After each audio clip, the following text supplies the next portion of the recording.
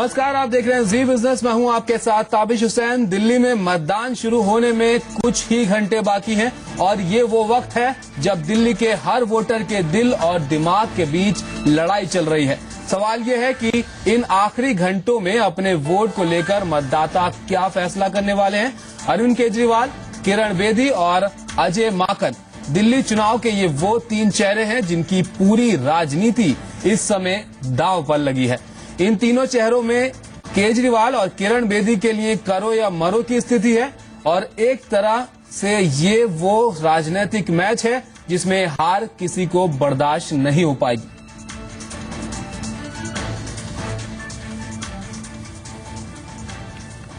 दिल्ली में वोटिंग से एक दिन पहले चुनाव को मजहबी रंग देने की कोशिश की गई। ये कोशिश की जामा मस्जिद के शाही इमाम अहमद बुखारी ने। उन्होंने मुसलमानों से आम आदमी पार्टी को वोट देने का फतवा जारी किया, जिसके लिए बेहद प्यार से उन्होंने कैमरे के सामने फतवा पढ़ा। उसने उतनी ही बेरहमी से बुखारी के फतवे को ठुकरा दिया। बीजेपी भी बोली, फतवे का जवाब बैलेट से देगी दिल्ली की जनता। दिल्ली में कल असेंबली इंतखाबात में मैं अवाम बिलखुसूस मुसलमानों से अपील करता हूं कि वो आम आदमी पार्टी के उम्मीदवारों की कामयाबी यकीनी बनाएं और अपने वोट की ताकत से दिल्ली में एक सेकुलर सरकार बनाने में मदद करें। वैसे तो शाही इमाम हर चुनाव में इस तरह की अपील करते हैं, लेकिन इस बार ये अपील कम और धमकी ज्यादा लग रही है। साफ कह रहे हैं कि आम आदमी पार्टी को वोट नहीं दिया तो मुसलमानों को पछताना होगा। उनकी इस अपील का असर हो ना हो, लेकिन जिसके लिए उन्होंने अपील की थी उसने उनकी अपील को बेदर्दी से ठुकरा दिया। बोले, नहीं चाहिए बुखारी का समर्थन। सब हमारे साथ आ रहे हैं, इसमें इमाम बुखारी के समर्थन की आवश्यकता नहीं है। अब शाही इमाम करे तो क्या करे और जिनसे वो अपील कर रहे थे वो क्या करें। बीजेपी ने भी शाही इमाम की इस अपील को कोई तवज्जो नहीं दी है। इस फतवे के उत्तर में भी मेरा यही रिस्पांस है कि फतवे के विरोध में जो है वो भी 100% मतदान करने के लिए बाहर निकले। दिल्ली चुनाव पर अभी तक सियासी रंग ही चढ़ा था, लेकिन बुखारी अपील के जरिए चुनाव पर मजहबी रंग चढ़ाने की कोशिश कर रहे थे। ये बात और है कि उनकी ये कोशिश परवान नहीं चढ़ सकी। ब्यूरो रिपोर्ट, जी मीडिया। दिल्ली में वोटिंग को चंद घंटे ही बचे हैं। रैलियां और सभाओं का दौर खत्म हो चुका है। वोटिंग के एक दिन पहले दुआओं का दौर चला। किरण बेदी हो या अरविंद केजरीवाल, सब जीत की दुआ मांगने आज मंदिर पहुंचे, गुरुद्वारे में मत्था टेका। किरण ने लंगर के लिए रोटियां बनाई। देखिए कैसे बीते नेताओं के फुर्सत के एक दिन। चुनाव प्रचार खत्म हो चुके हैं, साथ ही खत्म हो गई है टेंशन। अब आराम का मामला है, इसलिए थोड़ा योगा, फिर कटिंग शटिंग और उसके बाद पेट पूजा। आम आदमी पार्टी के नेता अरविंद केजरीवाल का आज का दिन कुछ ऐसा ही बीता। आज केजरीवाल घर पर ही थे, लिहाजा माँ को भी उनके लिए खाना बनाने में मजा आया। मीठा उसको खाना नहीं होता तो नमकीन में क्या दाल चावल ही बच जाते हैं। पिज्जा खा लिया, दाल चावल खा लिया। माँ ने जब प्यार से खाना बनाया है तो जाहिर है भूख और बढ़ेगी।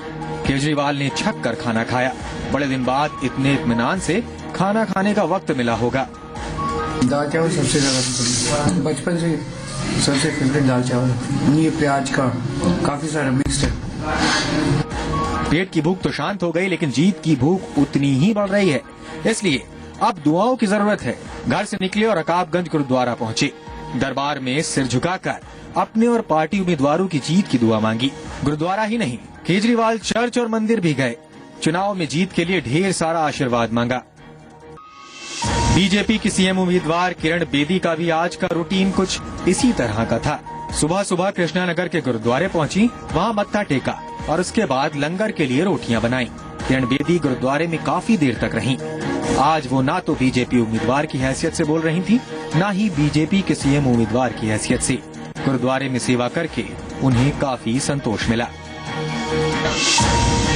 वोटिंग को चंद घंटे ही बचे हैं। चुनाव प्रचार में पूरा जोर लगाने के बाद अब पार्टी नेता मंदिरों और गुरुद्वारों की शरण में हैं। ऊपर से भले ही ये दोनों नेता बेहद सामान्य दिख रहे हैं, हंस रहे हैं, मुस्कुरा रहे हैं, लेकिन कल के लिए इनके अंदर उतनी ही बेचैनी है।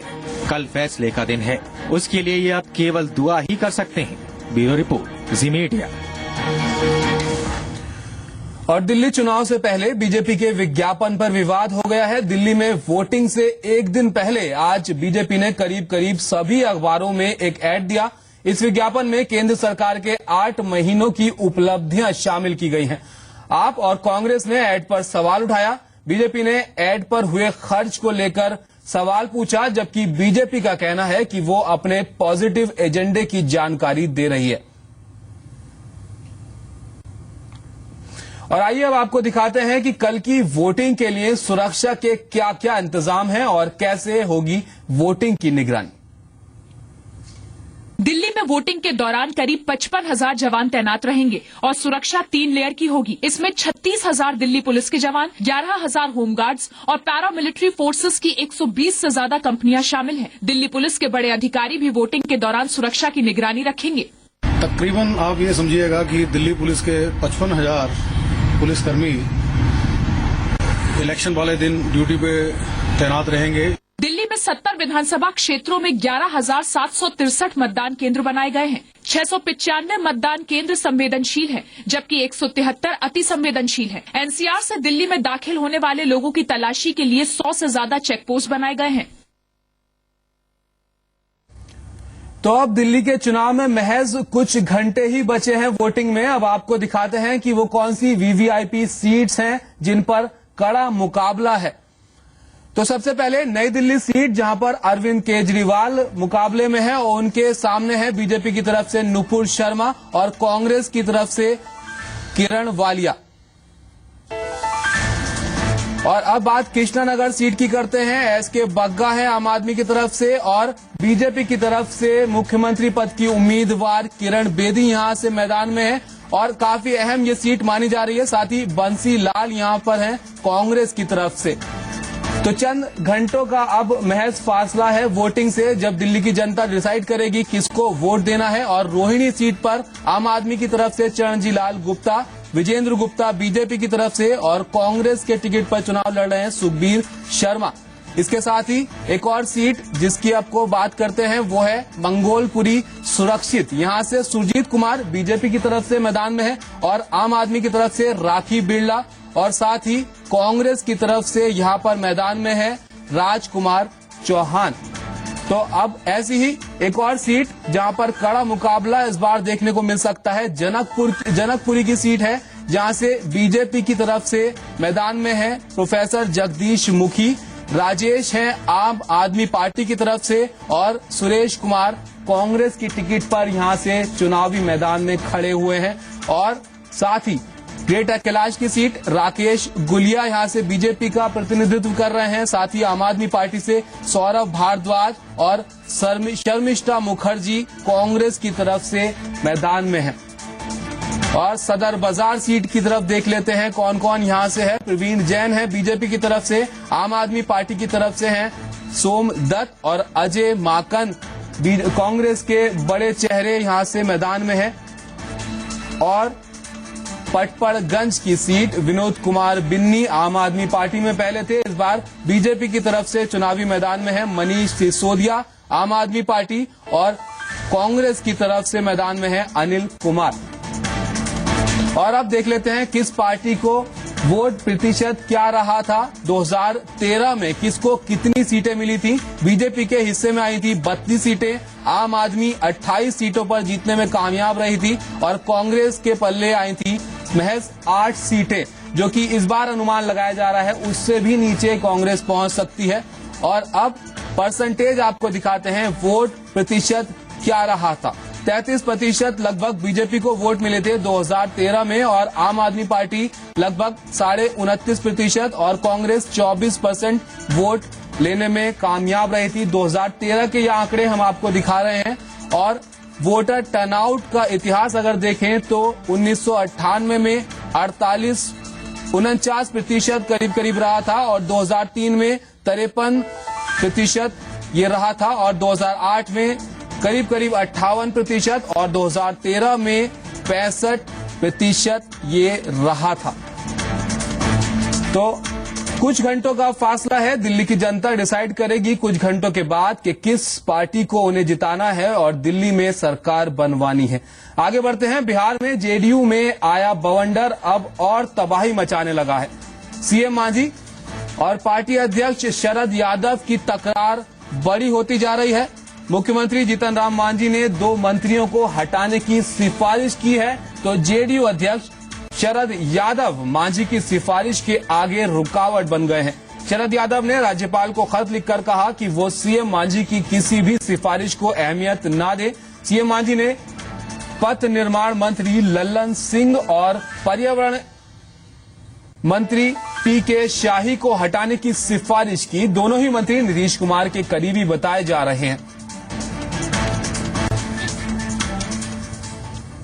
और शारदा मामले में गिरफ्तार हुए पूर्व केंद्रीय मंत्री मतंग सिंह की 3 संपत्तियों को कुर्क किया गया है। मतंग सिंह की दिल्ली की 2 और नोएडा की 1 संपत्ति कुर्क की गई है। दिल्ली के गोल मार्केट की 2 कोठियां आज ईडी ने कुर्क की, जबकि नोएडा के M3M कॉर्पोरेट टावर को भी आज ईडी ने कुर्क किया है। इसके साथ ही करीब 30 से 35 ऐसे ब्यूरोक्रेट्स की पहचान की गई है जिनके मतंग सिंह से काफी करीबी रिश्ते रहे हैं। ईडी ने पूर्व केंद्रीय मंत्री मतंग सिंह की करीब 200 करोड़ की संपत्ति को आज कुर्क किया है, जिसमें दिल्ली की 2 कोठियां और नोएडा की 1 बिल्डिंग शामिल है। मतंग सिंह की पूर्व पत्नी मनोरंजना सिंह ने मतंग सिंह के पीएमओ और गृह मंत्रालय के अधिकारियों से सांठगांठ के बारे में खुलासा किया। मतंग की होम मिनिस्ट्री और प्राइम मिनिस्टर्स ऑफिस में शुरू से बहुत घुसपैठ रही है। नरसिम्हा राव जी के टाइम से जब ये मंत्री रहे, केंद्र में राज्य मंत्री रहे, तभी से इनकी जो है इन दोनों जगह में बहुत घुसपैठ थी। वहीं मतंग सिंह की Z श्रेणी सुरक्षा मामले में भी नई बात सामने आई। मतंग सिंह गिरफ्तारी मामले में हटाए गए पूर्व गृह सचिव अनिल गोस्वामी ने सरकार को धोखे में रखते हुए मतंग सिंह को Z कैटेगरी की सुरक्षा मुहैया कराई थी।